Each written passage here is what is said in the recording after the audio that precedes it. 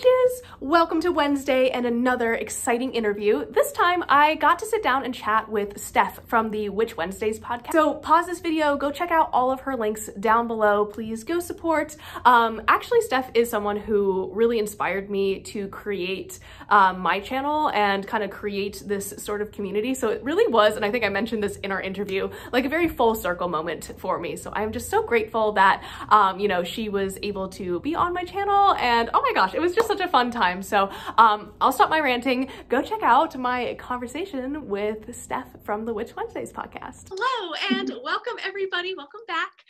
As I said before, I have a wonderful special guest with me. So I will just go ahead and let them introduce themselves. Hi, everyone. My name is Steph. I am the host over at Witch Wednesdays podcast, and I also have a YouTube channel. So you have been on my podcast numerous times, so I think people probably have heard your voice over there before. So I'm really excited to be here on your channel today. This is a lot of fun for me. So sorry I have no fun background. Your background looks beautiful, but my house is currently under construction, like everywhere. So everything is a mess. This is like one like little nice spot. Like I have nothing on the wall, but like if you looked in front of me, it's a disaster zone. So this oh my gosh. Trust me, like my house isn't under construction and in front of me is a disaster zone as well. So don't even worry about it. You're totally good. Okay, good. I feel better about that. Yeah, good. Again, I'm so happy that you are here on my channel. I don't know if I've expressed this to you, but like one of the reasons that I started my project last year was like because I listened to your podcast. I was like, I just want to talk about witchcraft. Like, this is so cool. And I can do this and they're doing this and I must. So as I was like writing it, I was actually like listening to like Witch Wednesdays, like podcast episodes, as I was writing. So it's just like, this is a very full circle moment for me. So there's that. I'm so excited. That makes me so happy. Oh, good. Yay. I just would love to like know how you got into witchcraft and like what your journey has looked like so far, like for you. Yeah, absolutely. So I've been doing this whole witchcraft thing for a while. My journey sort of started by bucking my Catholic upbringing. It's sort of what happened there. I was raised Catholic. Both my parents are Catholic, and I have nothing against people who are religious or have any religion of any kind. But for me, it just was not working out because I'm a very hands-on person. I like to see tangible results. And I'm also an extremely logical thinker. Like things need to make sense to me. And I see the world in very like black and white. That's like part of my personality, which is so bad because the world is shades of gray. So I should not be a black and white thinker, but I really am I understand trying to work on that. But the Bible just doesn't make sense to me. I know it makes sense to other people, but even if I like look at it as just like folktales and parables, it just doesn't make sense to me. And there were no sort of answers that anyone could really give me, even though, you know, I went to a Catholic school, so I had resources to talk to, but nobody could give me the answers that I was looking for. And when it was sort of, you know, doing the prayers and, you know, God was listening to you, I never felt that. I was just like going through the motions. Like I never thought that anybody was actually listening to me or answering me. So because I couldn't see those tangible results, I never connected with religion. And even today, I am completely secular in my witchcraft practice. I don't work with any deities. I do believe that they exist and that they work with other people. But for me, it's just not something that I connect with at the moment. You know, witchcraft is always changing. My practice is always changing. So never say never, like maybe I'll work with deities in the future, but yeah, I absolutely believe that they exist, that there are numerous pantheons. But for me personally, not what I'm currently interested in. So that was how I started. I knew I didn't want to be Catholic. That wasn't working for me. So I kind of started branching out into other religions is where I really started. And I realized that there's like this whole world out there of other things to look into. And then eventually stumbled onto Wicca, because in the 90s, early 2000s, when I was like really diving into this, everything was Wicca based. Like all witchcraft now is so Wicca influenced that like you don't even know like all of the things that came from Wicca. It's very hard to disentangle the two, but at the time it was even more Wicca based. So that's kind of where I like started, and I liked the practice of it, and I liked the hands-on aspect. And the part that you really have to do things for yourself. You're not just, asking the deities to help you. You need to put in the work and you need to do things to make that result happen. And I like that aspect of it, but I still did not connect with the god and goddess aspect. So eventually, the more I researched, I found that you can do the whole witchcraft thing without the Wicca aspect and the religion aspect.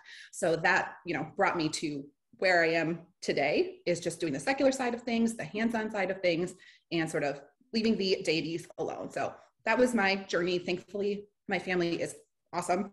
I know we've talked about your experience. Yeah, and hey, that my family aside, I am always so happy to hear when people are like, and my family supports me. I'm just like, hell yeah, dude. Like, that is so awesome. And I'm so happy for you. That is awesome, truly.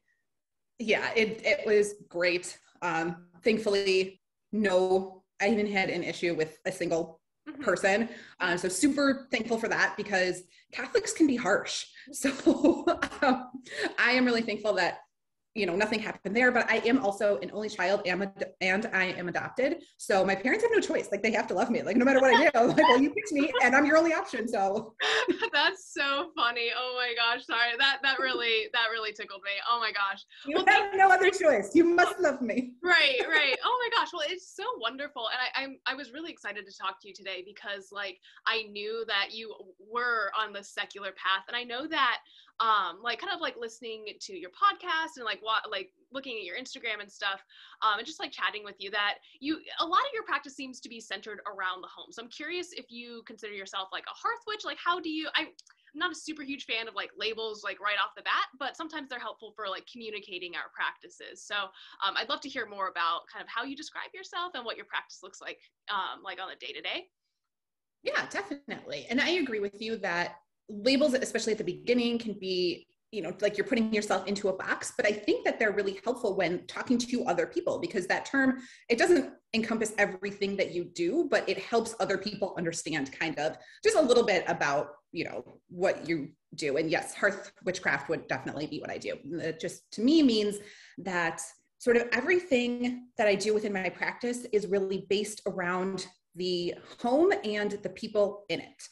So kitchen witchery is a great example. Some people consider themselves just kitchen witches. That is part of hearth witchcraft. So I do things in the garden outside, and I do things in my kitchen, and I bake and things, but I also do protections for the entire home.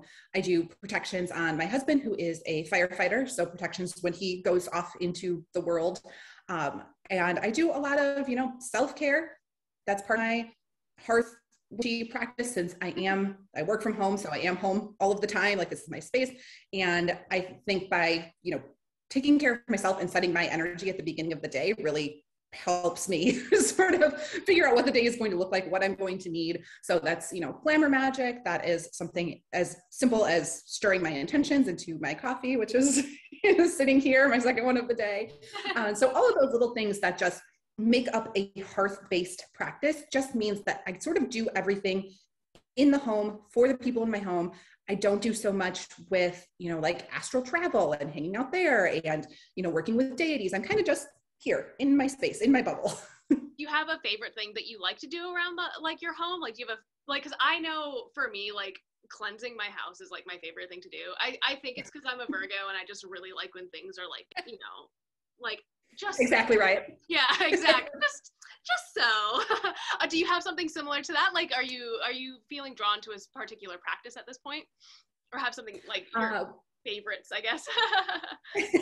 Oh, yeah, I have a lot of favorites. No, but I am very, home-based and animism-based. So for my animism side, I believe that everything has a sort of spirit or essence. it's called different things depending on your religion or what you believe in. But I just believe that everything sort of has its own spirit. And not just there's a spirit or a deity that is in charge of all of the trees. I mean that if you go to each specific tree and put your hand on it, it has a different spirit. It has a different essence that you can feel. So that is part of my practice. It's just I have my dogs, and my dogs have their own spirit and things. And the house itself has its own spirit. So a big part of my practice is to go out in nature, to connect with it, to connect with just my neighborhood, the local spirits around here, and collect things to sort of use in my house and just keep really grounded. Because otherwise I am like all over the place, and I just really like coming back down. So just walking around the neighborhood with my dog and, you know, chatting with the trees and the plants and picking up things to bring home, using my practice to decorate the house with, to just make it sort of like a grounded house that I feel more connected with my environment in the city, because I am in Chicago. So it's a little more, it's different. It's not, you know, harder, but it's different than what people are used to seeing, like, you know, wild witches and who are out in the woods. And I it's get like, it. I live in the middle of town. People can hear, you can hear cars going by and all the videos. oh yeah. Like I have to drive at least 10 minutes outside of wherever I'm going to at least get to like hiking trails and stuff like that. So I'm just like, hey, here are some ways that, you know, if you're like me, here's how you can container garden. Like, exactly. Yeah. Yeah. So I like to, you know, be able to connect with just like the little things that are available and what is outside to just make me feel like more a part of my environment and not so like disconnected from, you know, nature and the city living, because we are all a part of nature. City is a part of nature. It doesn't just go away. So that is definitely part. And then, yeah, just bringing that into my home, and definitely kitchen witchery is a big part, and herbalism is kind of where I'm focused right now. I love that.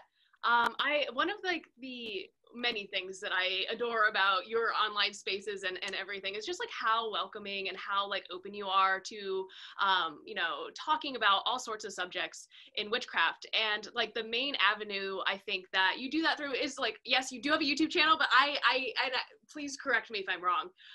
But your podcast is like mind blowing to me. It is just so informative. It's so detailed. Could you talk a little bit about how you decided to start that podcast and kind of what that journey was for you? Totally on a whim. So I actually started it with a friend of mine. So if you go back and you listen to the season 1 and then the beginning of season 2, my friend Tara is my co-host in that.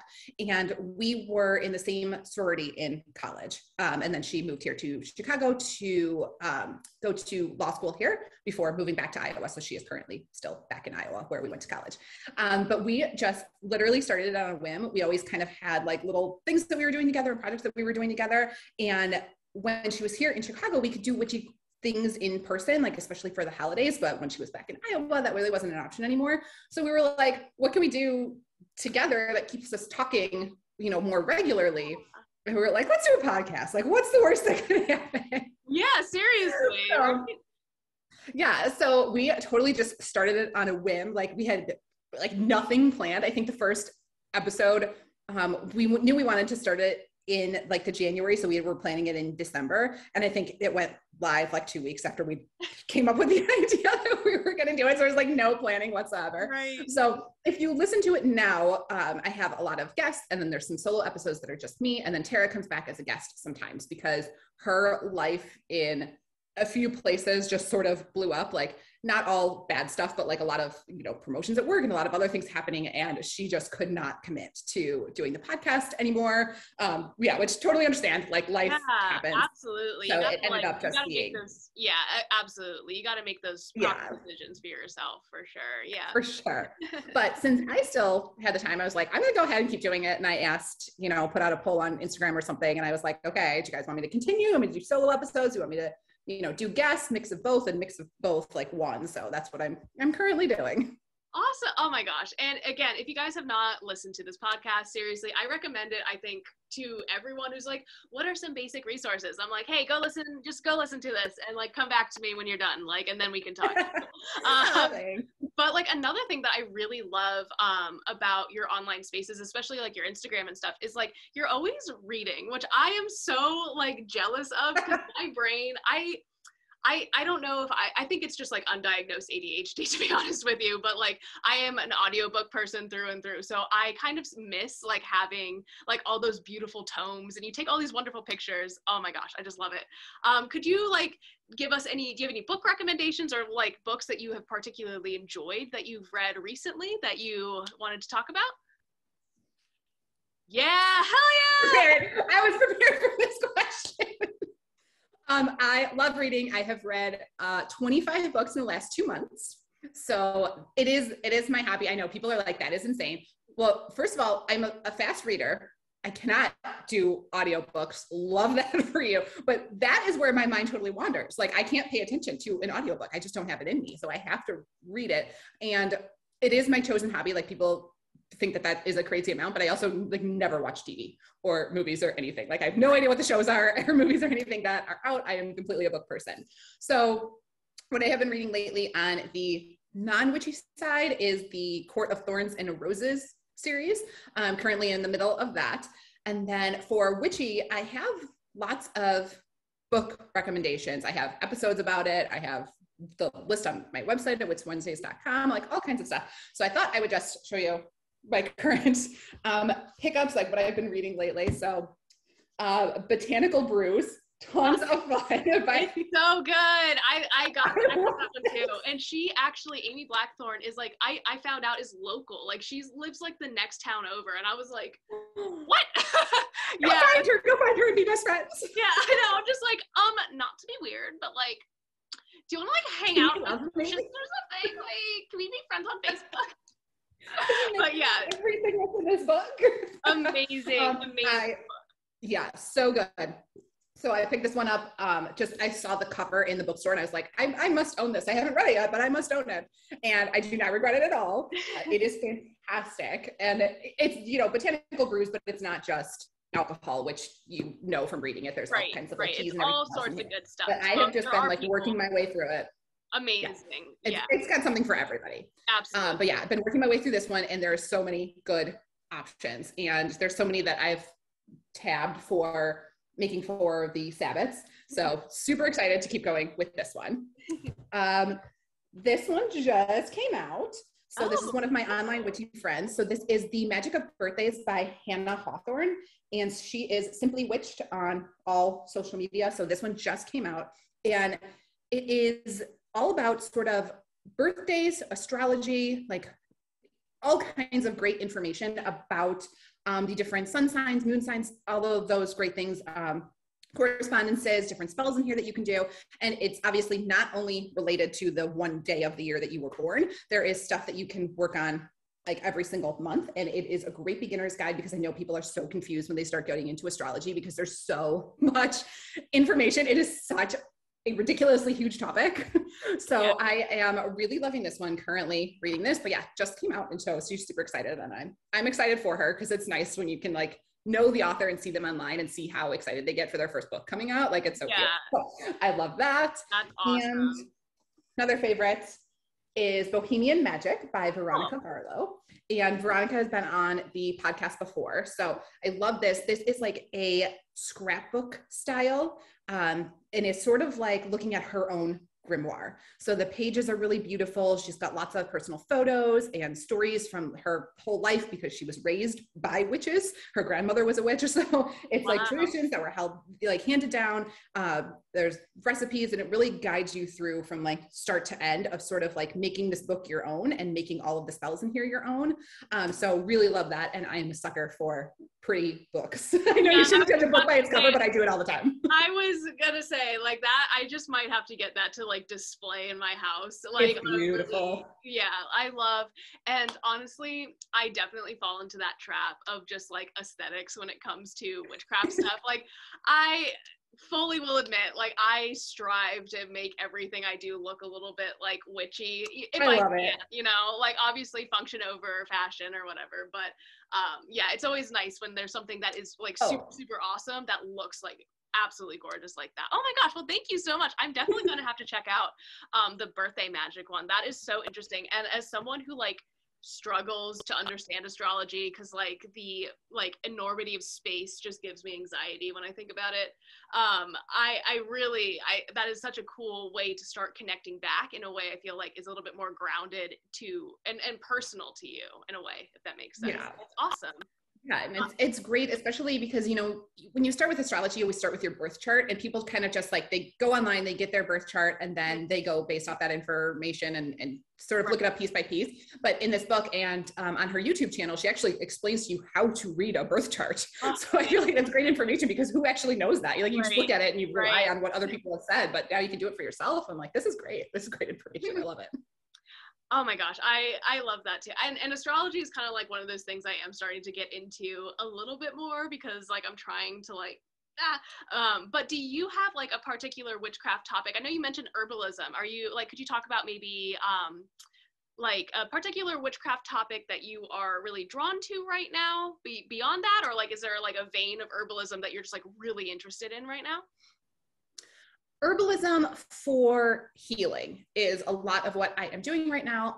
My dad was a doctor, pediatrician. So I sort of always had the healing in my blood. It's really weird. Like people come to me all the time. I've never gone to medical school. I'm not a nurse. Like I have no background whatsoever, but people come to me all the time and I end up knowing what the answer is because just from being around my dad for the last, 30 something years of my life, I know like what is wrong with them. I can like diagnose them right away. So I'm always like, I'm not an actual doctor. Like please go see an actual doctor if it's serious, but I have no desire to go to medical school or nursing school or anything like that. So herbalism is kind of the next best thing. And I think a lot of the more common ailments, things like headaches and nausea and period cramps, all of those horrible things can actually be fixed through herbalism. Like we don't need all of these drugs where we don't know what all of the ingredients are. Like drugs are great for some things. Like I think you should get vaccinated. Like obviously my dad was a pediatrician. I believe in vaccines, like get the vaccines. Like all of those things are great. And modern medicine has advanced to such a point that like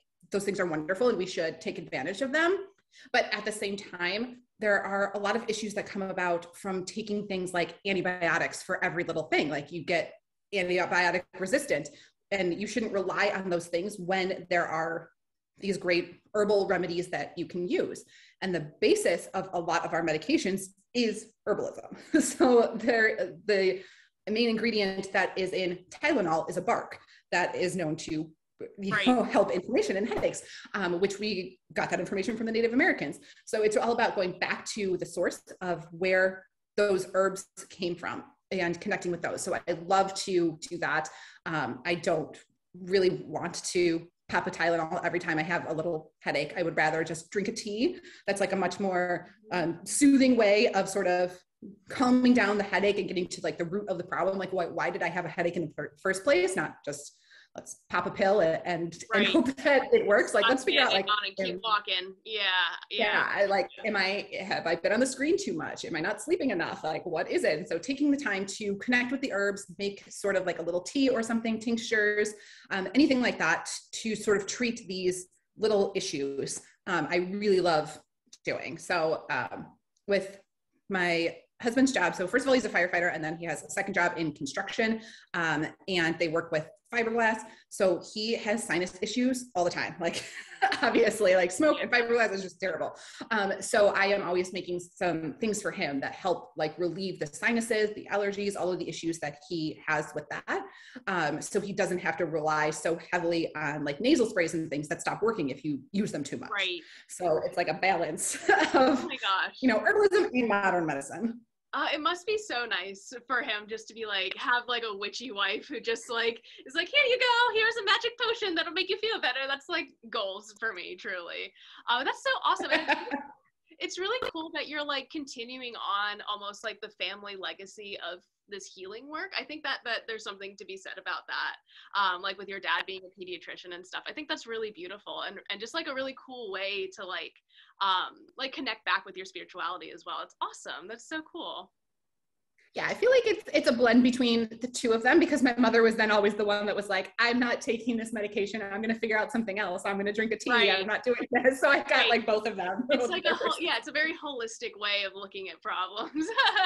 I love it. I think that's awesome. I love herbalism and I think it can cover like a wide variety of, fixing little things here and there. But again, like I always have to put that disclaimer out there that it is not the answer for everything. It works in tandem with modern medicine. We don't ignore vaccines, don't ignore serious problems. And, if you're got a massive stab wound, you go to the doctor. Yeah. That's kind of like what I preach to. I'm like, hey, listen, if you're like really sick, like you should definitely like, please don't take any of my advice. Go see a professional with a degree. I went to art school. You don't want me telling you what to do. Like, but yeah, I've definitely been, one of my favorite herbs for healing is arnica, which is something that I used a lot in when I was fencing, and it's like this, it's made into like a salve basically that you put on bruises, and it helps heal bruises in like half the time. So like when I was doing like all this like sword fighting and stuff, I would get just naturally bruised. It's like part of it kind of comes with the territory.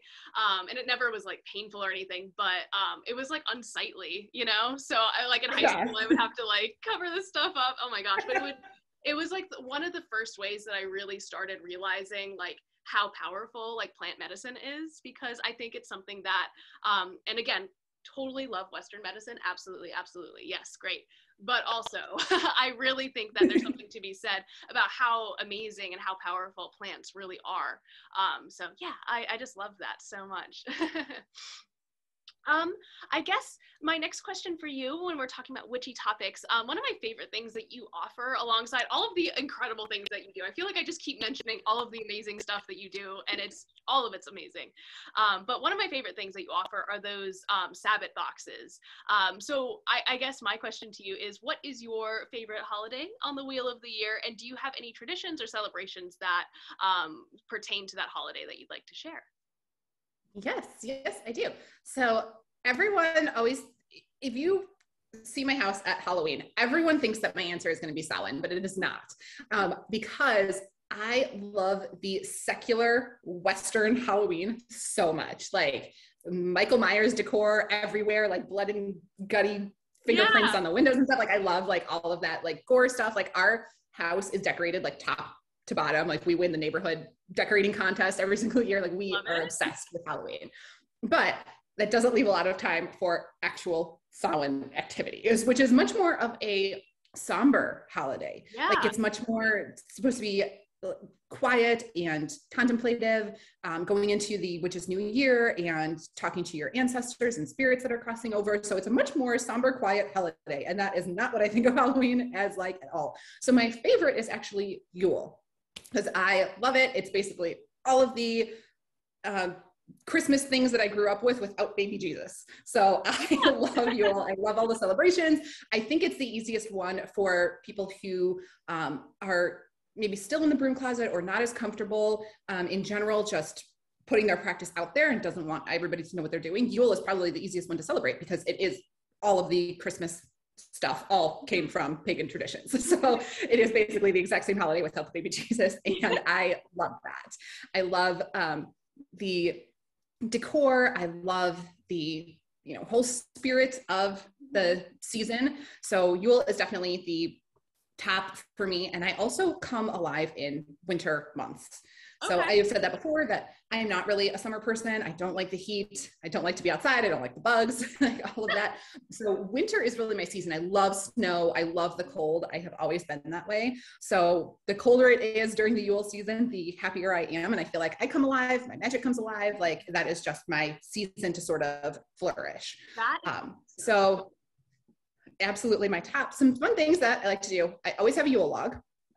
The actual wooden kind, not the chocolate kind. So they call the chocolate cake with the white frosting rolled up is a Yule log, but I am talking, which are delicious. So yes, absolutely. I will eat one by myself entirely. Yes. Like, 2 thumbs up for that. I am talking about the wooden one. So I always have like a wooden one that I used for petitions or writing down wishes for bay leaves, and burning that on the Yule log, because even though Samhain is sort of the witch's new year, I really am that January 1st person. And I always have been. So I see that as going into the new year. That's sort of like when I reset, and December is when I take time to reset things in my life and plan for like what's coming up next. I've always been a January 1st person. So that sort of tail end there of December in that Yule season is when I really do all of the sort of resets, petitions, wishes, all of those things associated. So I burn those in my Yule log. Absolutely love that. I always bake cookies. That is part of my kitchen magic at Yule time. So I will bake intention into that for the people that I end up gifting it to.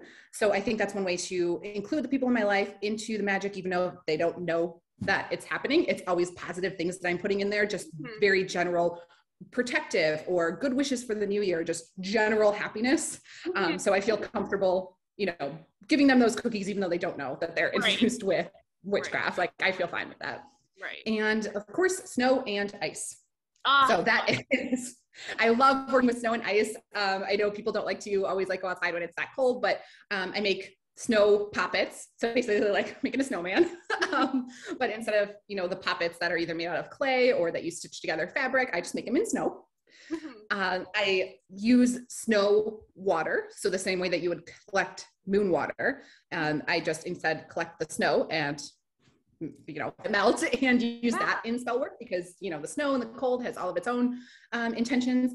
And I always make ice candles. So Scandinavian ice candles are the like most fun thing. I know it's hard to picture when I'm just like talking about it, but there is a guy on YouTube who has like a great video on this. If you just like search on YouTube for ice candles or Scandinavian ice candles, how to make them. But basically you fill a cylindrical bucket with water and put it outside to freeze, and just keep an eye on it. You don't want it to like freeze all the way, but the way ice freezes in a bucket is that it freezes that like top layer first and then down the sides and works its way in. So you don't want to be very center to be frozen. So you want like an inch on the top, let it freeze down the sides, and then bring it in just to, you know, melt it down a little bit and take it back outside, flip it upside down. Then you have like a candle holder. So it's like this ice block that's hollow on the inside that you can put candles in. So it's like air magic from the freezing air. It's fire magic. It's water magic. You put it outside on the earth. It's like all the elements in one. I love ice candles. Oh my gosh, that is such a cool practice. I've never heard of that before. I grew up in Virginia, so like we got maybe an inch of snow every year. So like, and of course, like all the schools would be like shut down, and we'd all have to like go out and like look at this amazing thing, right? So that is so cool. That is such an interesting like tradition for Yule and stuff like that. Thank you so much for sharing that with us. I'm going to ask like one more final question for you. And that is, do you have any advice for people who are just starting to discover kind of this witchy path or might be feeling overwhelmed? Yes. And that is to just go slow and pick one thing, because witchcraft is a lifetime journey. Your practice is always going to change, and you are always going to be learning. You will never master it. There is no end game. There is no test at the end. It's not like taking a final. So just pick one thing. I know that everything sounds interesting. I totally understand that, but just pick one thing that sounds the most interesting and sort of do a deep dive into that. Let everything else go for now, because you will have time to come back to it. It's not a race. Absolutely. And just, you know, find some resources, read a couple of books, listen to information on that one topic. And if you love it, great, keep going. If you don't, drop it and find something else. And just go slowly. I think the main thing at first is to master energy work, like grounding, centering, manipulating energy. That's sort of the basis for all of witchcraft, at least in my practice. It's all that directing energy. So once you have that mastered, just go slow, pick topics one at a time. There's no race. Yeah, absolutely. I agree wholeheartedly, because I made that mistake when I first started, where I like really felt, and again, maybe it's because I was like literally a child. So I was just like in school and just expected there to be a test, you know, like, it's hard to get out of that mindset.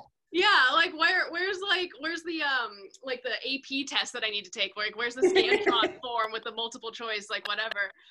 But yeah, I think the biggest like and the most important thing is that there's no like witch police who are going to take away your witch license, you know, if you're not learning astrology and herbalism and you're not doing all of this stuff. So I thank you for like echoing that, because it's always nice to have that like validation, I think, from other witches as well. So like because I feel like I could, you know, say that till my face, I'm blue in the face, but yeah, oh my gosh. Well, thank you so much for joining me today. Do you have any like final thoughts or any like projects that you are working on that you wanted to like let us know about? Of course, I have all of your links already down below, so guys, go check it out, but the floor is yours.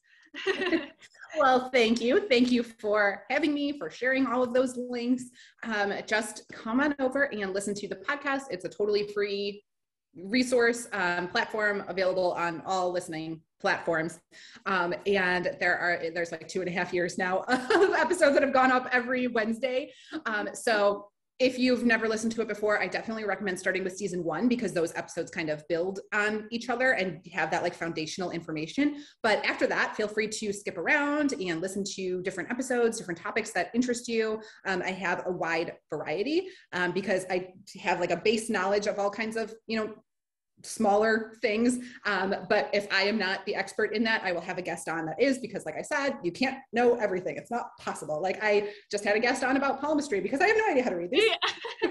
I know what palmistry is, but I don't know what I'm looking at. So I had a guest on to talk about that because I don't know everything, even though I host a podcast does not mean that I am the end all be all. So, but I do always like to share lots of resources for you to figure things out for yourself. So come on over, join the community. I do have a community over on Patreon too. So I share even more over there, and I have a lot of hands-on help there. So if you have specific questions, that is where you can reach out to me and I will walk you through your spell work step by step and help you troubleshoot any issues. That is where I'm available for that. Oh my gosh. Well, that is so awesome. I know you also have like a really beautiful Discord community as well, I believe. Am I correct in that? Yes, which, you are a part of. I think you're a moderator on it and everything, but I know you have your own now. So you had to graduate. Yeah. But yeah, Discord is great. I sort of let that community, do its thing. I have some moderators on there to kick out any troublemakers, but for the most part, everyone is super welcoming, super helpful. There are advanced and beginner practitioners. So it is a place where you can ask your questions without feeling stupid. Like nobody is going to make fun of you. Everybody was a beginner at some point. So if you need a resource of like a really supportive community, people are always, sharing their ideas in there, helping people, troubleshooting, helping you identify crystals and herbs and all kinds of things, all kinds of fun stuff going on in there. I love it. Well, thank you so much for sharing your time with me. Thank you for being on my channel. I hope to have you back on. And everybody, please go follow Witch Wednesdays podcast and go follow Steph over on Instagram. Again, everything is linked down below. Thank you guys so much, and I'll see you next time. Bye.